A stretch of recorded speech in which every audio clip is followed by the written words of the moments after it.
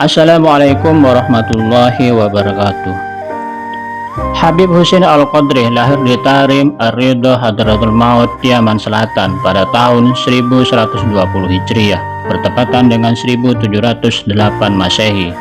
Nama lengkapnya adalah Syed Husin bin Al-Habib Ahmad atau Muhammad bin Al-Habib Husin bin Al-Habib Ahmad Al-Qadri, atau disebut juga dengan nama Jamalul Lail, yang nasabnya sampai kepada Rasulullah Shallallahu Alaihi Wasallam.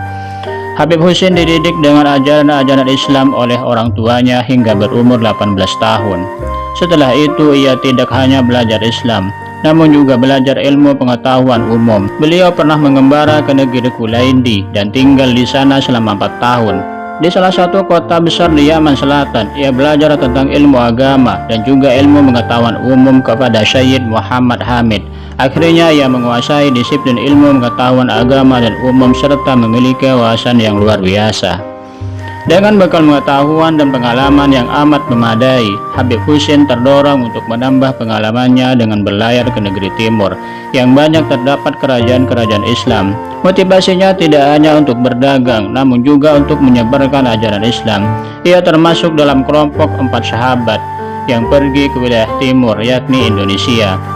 3 ulama lain yang turut beserta dengan dirinya adalah Syed Abu Bakar Al-Idrus dengan gelar Tuan Besar Aceh yang menetap dan wafat di Aceh, Syed Umar Asyegab, Tuan Besar Siak yang menetap dan mengajar dan wafat di Siak, Syed Muhammad bin Ahmad Al-Qudsi yaitu Datuk Marang yang menetap dan mengajar di Terengganu.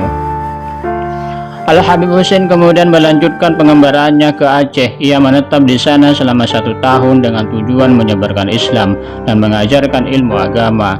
Ia kemudian melanjutkan pengembaraannya ke Siak, Betawi, dan Semarang. Ketika menetap di Semarang, ia berteman baik dengan Syekh Salim bin Hambal. Keduanya kemudian pergi belajar ke negeri Matan. Sesampainya di sana, mereka kemudian menemui Syed Hasim Al-Yahya. Setelah menetap beberapa hari di Matan, Habib Husin dan Syekh Salim kemudian dijamu oleh Sultan Matan. Pada saat jamuan makan dengan Sultan, ada suatu kisah menarik yang mencerminkan kecerdikan Habib Husin Al-Qadri. Ketika menyikapi kejadian yang berkenaan dengan tempat sirih adat istiadat kesultanan yang dikeluarkan di hadapan Sultan dan para penggawa kesultanan, Syed Hasim Al-Yahya melihat suatu benda besi buatan Bali dengan ukiran kepala ular yang ada di dalam tempat sirih tersebut. Di hadapan Sultan Matan dan para pembesar kesultanan, Syed Hasim mematahkan dan menghancurkan benda tersebut dengan tongkatnya. Kontan saja, Sultan marah terhadap sikap Syed Hasim. Kemudian Habib Husin mengambil benda yang telah tercerai-berai tersebut, yang kemudian diusap-usap dengan air liurnya.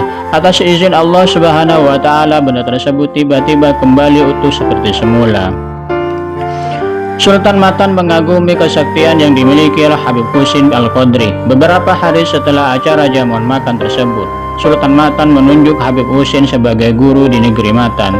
Di samping itu, Sultan Matan juga mencarikan istri untuk Habib Husin Al-Qadri, yaitu Utin Chandramidi. Perkawinan mereka dikaruniai 4 putra dan putri, yaitu Khadijah, Syarif Abdurrahman, Syarifah Maria, dan Syarif Alwi Al-Qadri. Syarif Abdurrahman Al-Qadri dikenal sebagai tokoh yang pernah mendirikan Kesultanan Qadriyah Pontianak di Kalimantan Barat. Setelah menetap di Matan selama 2 hingga 3 tahun, Habib Husin didatangi seorang yang merupakan utusan Raja Mempawah, yaitu Opu Daeng Menambon dengan gelar Pangeran Tua, dengan membawa sepucuk surat dan 2 buah perahu. Surat yang dibawa isinya tiada lain adalah bujukan Raja terhadap Habib Husin Al-Qadri agar ia bersedia pindah ke Mempawah. Al-Habib Husin Al-Qadri tidak langsung menerima tawaran tersebut karena dirinya masih betah tinggal di Matan. Utusan raja tersebut kemudian kembali ke Mempawah dengan tangan kosong. Kesediaan Habib Husin bin Ahmad Al-Qadri untuk menetap di Mempawah terwujud setelah dirinya merasa adanya ketidakcocokan dengan sikap dan pendirian Sultan Matan. Al-Habib Husin bin Ahmad Al-Qadri pindah ke Mempawah pada 8 Muharram bertepatan dengan 1160 Hijriah atau 20 Januari 1747 Masehi dan menetap di kampung Gelaherang. Kedatangan di tempat ini menjadi daya tarik tersendiri bagi masyarakat di Mempawah. Banyak orang dari berbagai penjuru yang datang ke Mempawah. Ada pengunjung yang tujuannya untuk berniaga, namun tidak sedikit dari mereka yang menyempatkan diri untuk berguru kepada Habib Husin bin Ahmad Al-Qadri. Beliau merupakan mufti pertama di Mempawah. Ketika mengajar, yang diutamakan olehnya adalah pelajaran lughah Arabiyah, yakni bahasa Arab. Dalam tempo yang singkat, kampung Gelahirang berkembang sangat pesat, bahkan lebih ramai dari pusat Kesultanan Mempawah sendiri. Setelah Opu Daeng Menambon wafat, putranya yang bernama Gusti Jamiril kemudian menjadi anak angkat Habib Husin bin Ahmad Al-Qadri. Gusti Jamiril diasuh oleh Habib Husin bin Ahmad Al-Qadri di kampung Gelahirang pada tahun 1166 Hijriah atau 1752 Masehi. Gusti Jamiril dinobatkan sebagai Sultan Mempawah menggantikan ayahnya dengan gelar Penembahan Adiwijaya Kusuma. Kebesaran nama Al-Habib Husin bin Ahmad Al-Qadri atau disebut dengan Tuan Besar Mempawah tersebar luas hingga ke Asia Tenggara. Ia juga senang dengan ilmu tasawuf. Amalan tasawuf yang sering dilakukannya adalah Rotibul Haddad dan Tarekat Qadriyah.